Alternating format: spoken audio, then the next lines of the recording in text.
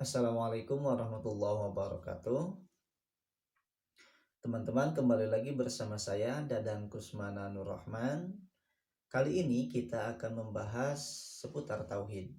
Jadi teman-teman, ada 11 pertanyaan seputar tauhid yang apabila kita mengetahui dan juga memahami jawaban dari pertanyaan-pertanyaan ini, maka insya Allah dapat menambah keimanan dan juga menjadi landasan pokok yang dapat mengokohkan keimanan kita. Nah,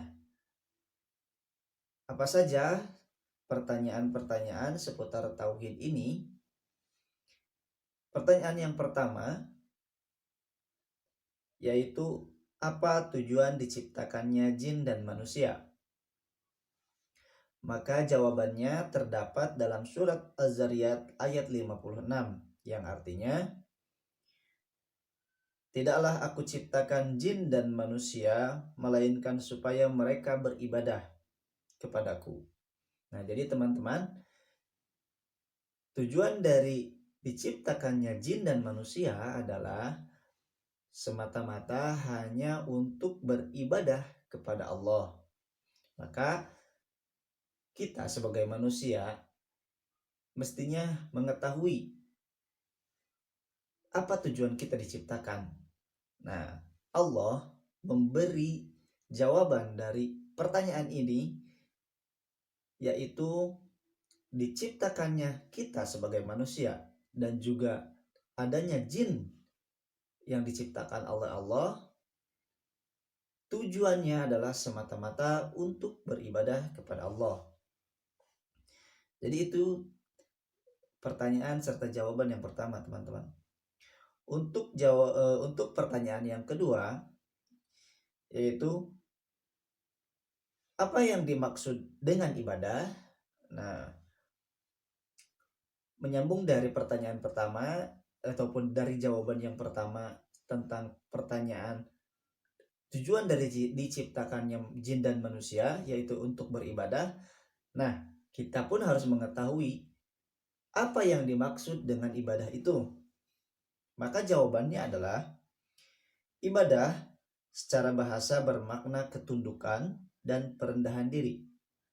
Adapun dalam pengertian agama Islam, ibadah merupakan ketundukan dan perendahan diri kepada Allah dengan dilandasi kecintaan dan keagungan ataupun pengagungan. Jadi ibadah secara bahasa adalah ketundukan serta perendahan diri, dan ibadah secara ataupun dalam pengertian agama Islam adalah ketundukan, ketaatan, kepatuhan, dan juga perendahan diri di hadapan Allah ataupun kepada Allah dengan dilandasi rasa cinta dan juga keagungan.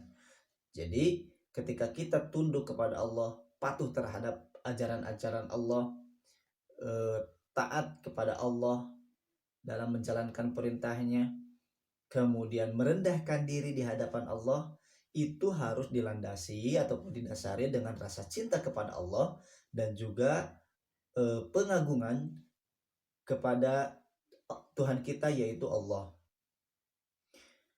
Ibadah diwujudkan dengan melaksanakan perintah Allah dan menjauhi segala larangannya. Dengan demikian, ibadah mencakup segala hal yang dicintai dan diridhoi Allah. Jadi,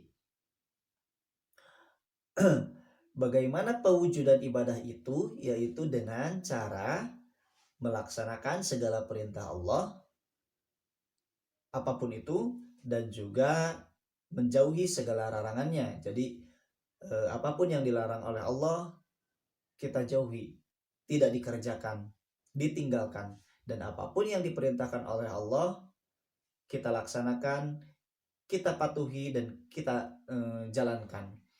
Nah, itu adalah sebagai bentuk perwujudan ibadah kita kepada Allah. Jadi ibadah itu mencakup segala hal yang dapat mendatangkan kecintaan serta keridhaan Allah Subhanahu wa taala. Itu untuk pertanyaan dan jawaban yang kedua. Untuk pertanyaan yang ketiga, teman-teman, yaitu apa syarat diterimanya ibadah? Jadi tidak hanya kita mengetahui apa yang dimaksud dengan ibadah, tapi kita juga harus mengetahui apa syarat diterimanya ibadah. Jangan sampai kita capek beribadah, tetapi ibadah kita tidak diterima dikarenakan kita tidak mengetahui syarat-syarat ataupun syarat apa saja yang dapat membuat ibadah kita diterima. Jadi untuk pertanyaan ketiga, apa syarat diterimanya ibadah? Maka jawabannya adalah ibadah hanya akan diterima apabila dikerjakan dengan ikhlas untuk Allah semata, tidak tercampuri syirik ataupun menyekutukan Allah, dan sesuai dengan tuntunan Nabi Shallallahu Alaihi Wasallam. Jadi syarat diterima ibadah yang pertama adalah harus ikhlas lillahi ta'ala, hanya karena ataupun mencari keridhaan Allah semata. Tidak tercampuri syirik. Tidak tercampuri syirik di sini dimaksudkan adalah tidak menduakan Allah di dalam hal melakukan ibadah tersebut. Maksudnya adalah niat kita beribadah tidak dicampuri dengan niat kita menginginkan sesuatu dari selain ridho Allah. Misalnya kita beribadah sholat, kemudian niat kita untuk menjadi kaya. Kita beribadah puasa, niat kita tidak hanya untuk mencari ridho Allah, tapi juga ingin memperoleh kekayaan misalnya. Nah, maka niat yang seperti ini ataupun ibadah yang diniati seperti ini sudah pasti tidak akan diterima oleh Allah, karena tercampuri ibadah ini tercampuri oleh syirik, yaitu menduakan Allah, menginginkan sesuatu dari selain ridho Allah semata. Nah, syarat selanjutnya yaitu ibadah tersebut harus sesuai dengan tuntunan Nabi Shallallahu Alaihi Wasallam. Nah, bagaimana ibadah kita bisa diterima kalau jika tidak sesuai dengan tuntunan Nabi? Maka kita harus mempelajari dulu ibadah-ibadah apa saja yang dituntunkan ataupun dicontohkan oleh Nabi Muhammad SAW. Maka ketika kita sudah mengetahui, selanjutnya kita tinggal melaksanakan. Jangan sampai kita menciptakan ibadah-ibadah baru, membuat ibadah-ibadah baru yang berlandaskan ini kan kebaikan, ini sebuah kebaikan, tanpa didasari ataupun tanpa mencontoh dari Rasulullah ataupun tidak sesuai dengan tuntunan-tuntunan yang dicontohkan oleh Nabi Muhammad SAW, maka otomatis ibadah yang seperti ini pasti tidak akan diterima oleh Allah Subhanahu wa taala.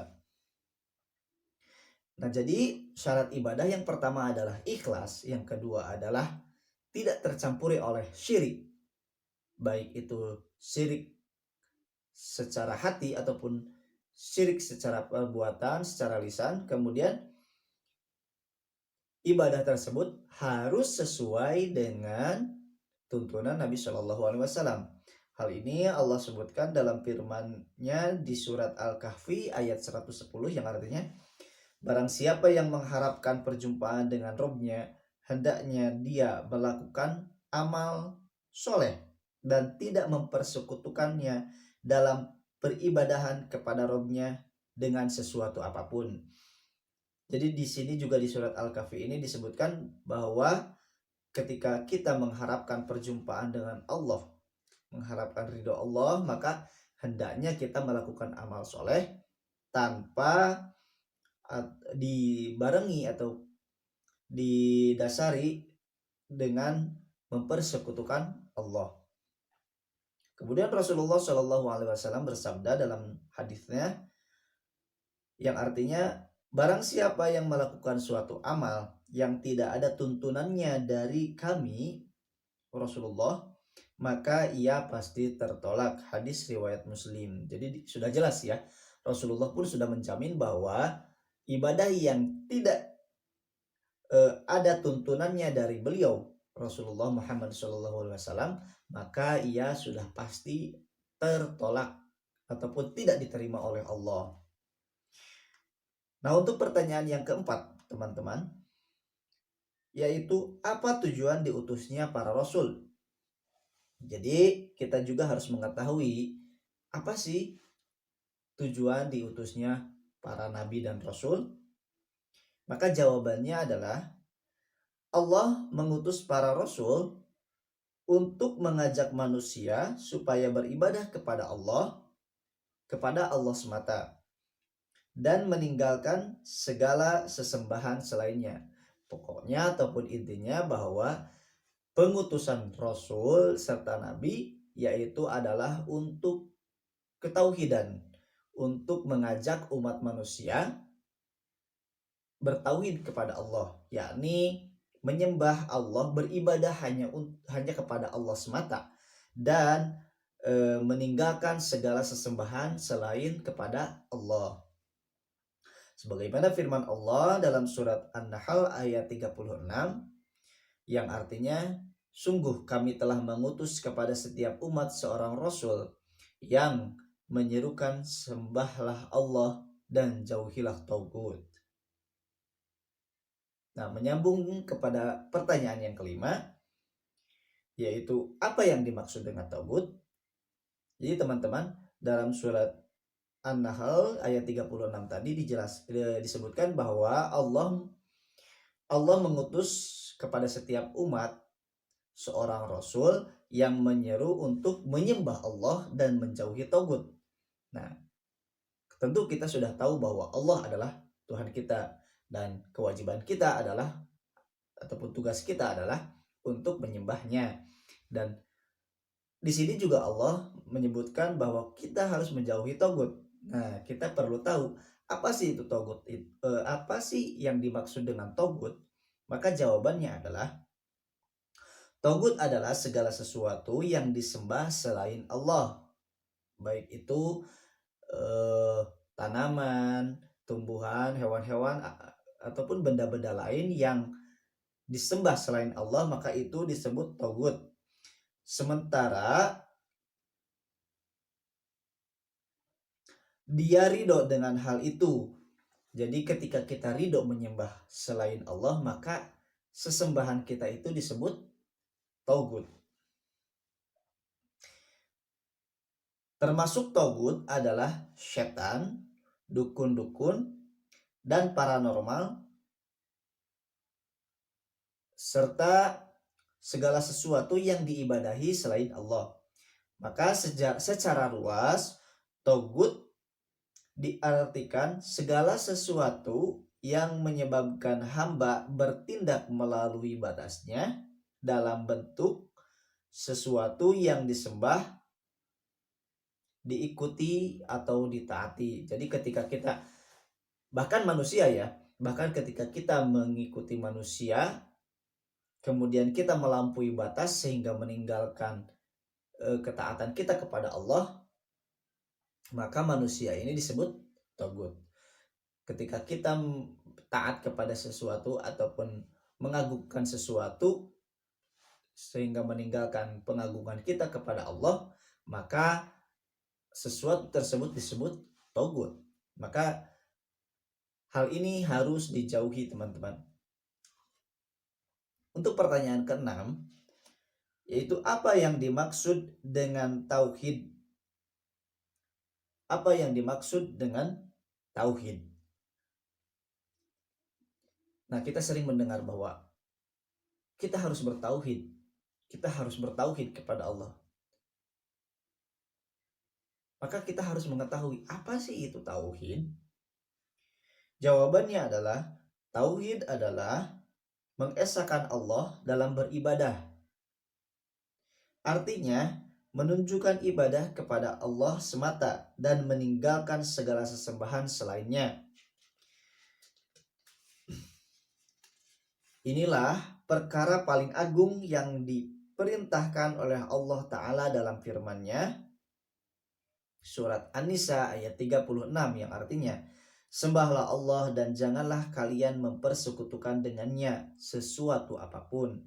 Jadi intinya ya teman-teman bahwa tauhid adalah mengesahkan Allah, menyembah hanya kepada Allah dan meninggalkan sesembahan selain Allah.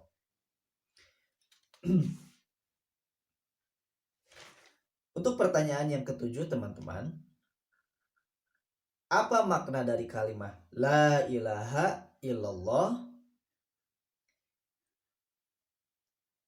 Jadi jangan hanya kita menyebut kalimat La ilaha illallah, La ilaha illallah tanpa kita mengetahui maknanya. Maka di sini akan dijelaskan apa makna dari kalimat La ilaha illallah.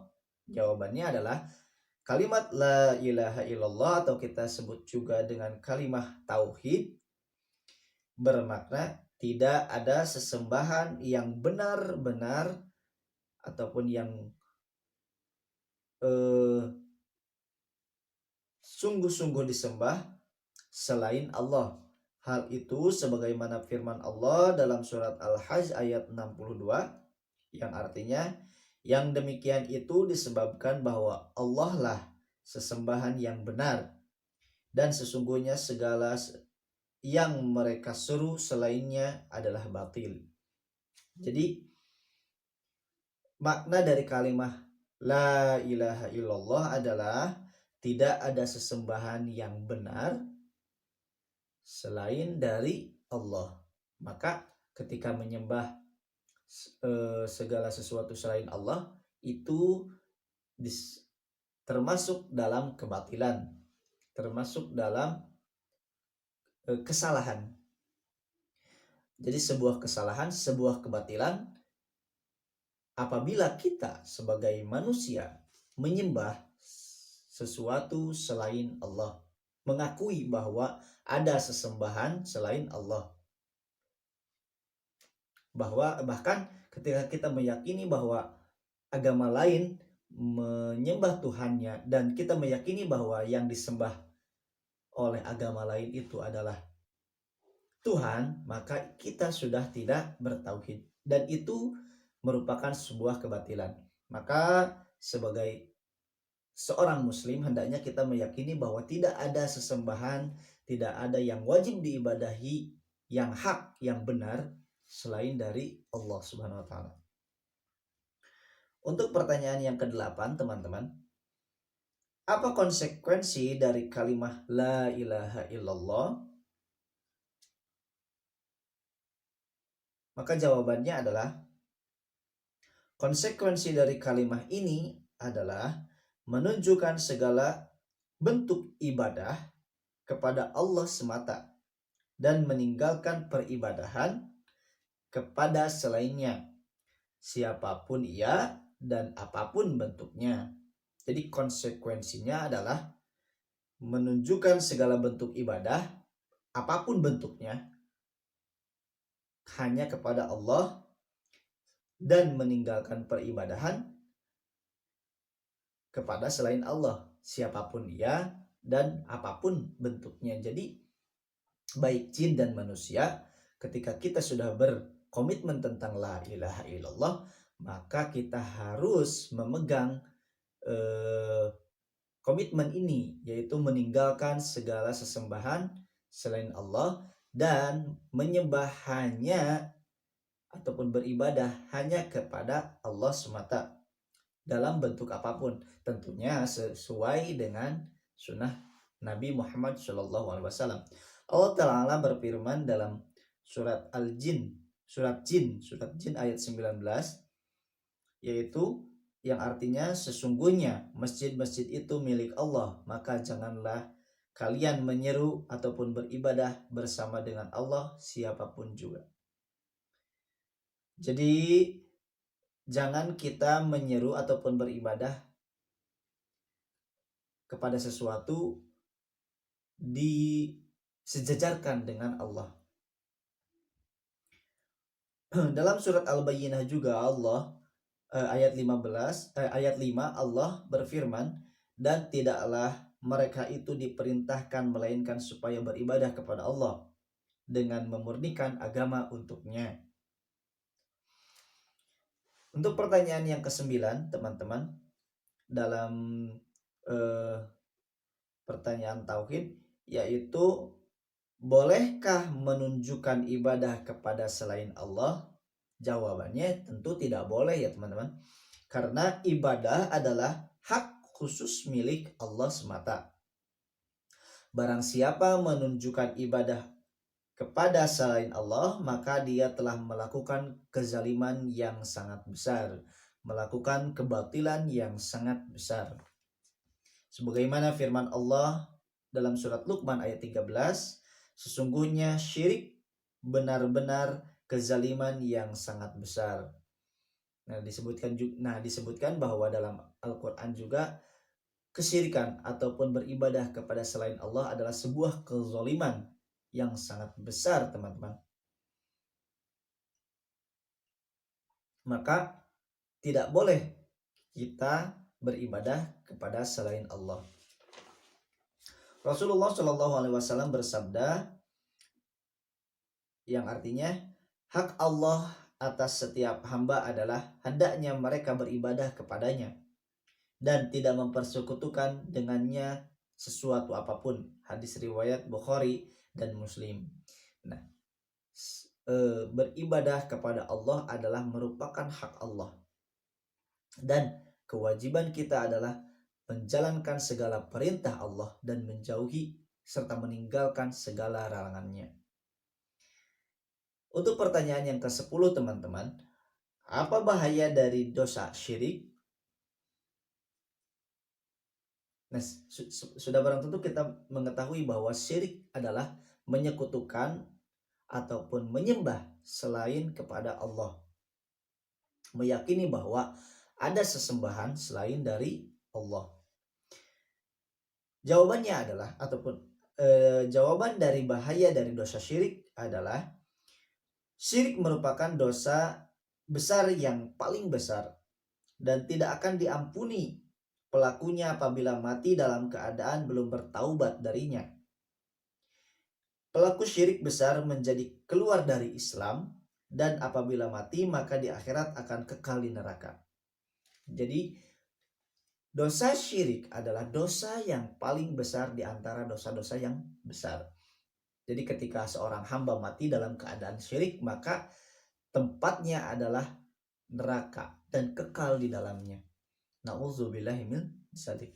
Jadi ketika ada dosa besar yang selain syirik, meskipun ketika seorang hamba itu mati dalam keadaan melakukan dosa tersebut, namun apabila di dalam hatinya masih ada keimanan, maka masih bisa Allah ampuni. Tetapi ketika seorang hamba meskipun ia melakukan perbuatan-perbuatan baik, tetapi di dalam hatinya ada kesyirikan, di dalam perbuatannya ada kesyirikan, dan tanpa ia taubati kemudian ia mati, maka tetap ia masuk neraka dan kekal di dalamnya. Nauzubillah min dzalik. Allah berfirman dalam surat Al-Maidah ayat 72. Sesungguhnya barang siapa mempersekutukan Allah, maka sungguh Allah haramkan atasnya surga dan tempat tinggalnya adalah neraka. Dan tidak ada bagi orang-orang zalim itu seorang pun penolong.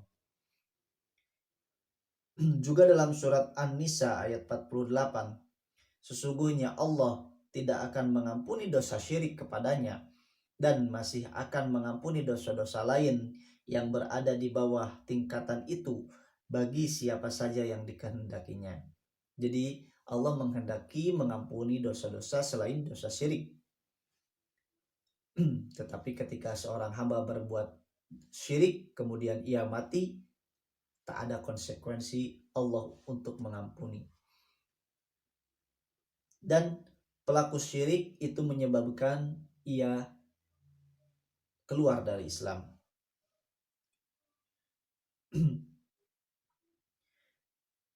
Untuk pertanyaan yang ke-11 teman-teman, apakah syirik menghapus amalan?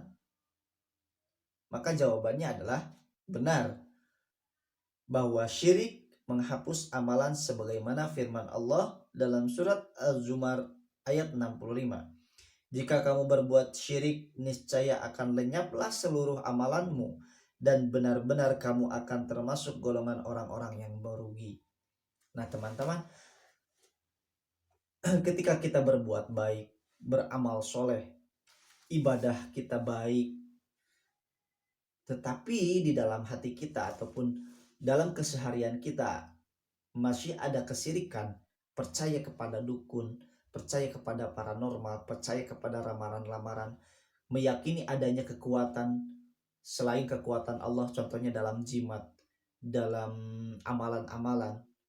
Nah, maka ibadah kita, amal-amal soleh kita itu tidak ada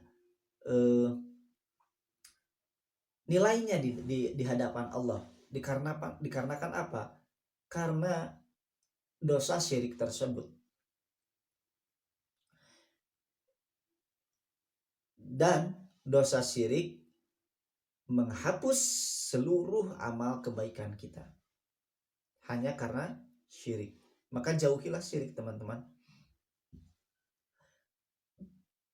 Firman Allah juga dalam surat Al-An'am ayat 88, seandainya mereka berbuat syirik, niscaya lenyaplah semua amal yang dahulu mereka kerjakan. Jadi sedikit saja ada kesyirikan di dalam hati kita, kebaikan kita akan terhapus. Nauzubillah, summa nauzubillah.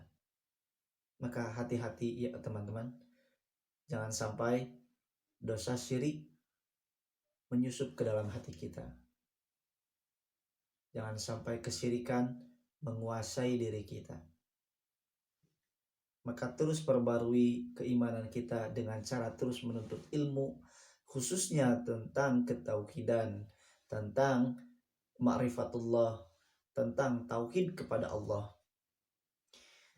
Nah, itulah teman-teman 11 pertanyaan seputar tauhid yang mudah-mudahan dengan mengetahui serta memahami 11 pertanyaan ini, memahami jawaban dari 11 pertanyaan ini dapat menambah keimanan kita, dapat mengokohkan landasan keimanan serta ketakwaan kita kepada Allah. Semoga pembahasan kali ini bermanfaat bagi teman-teman yang menonton video ini. Mohon maaf atas segala kekurangan. Assalamualaikum warahmatullahi wabarakatuh.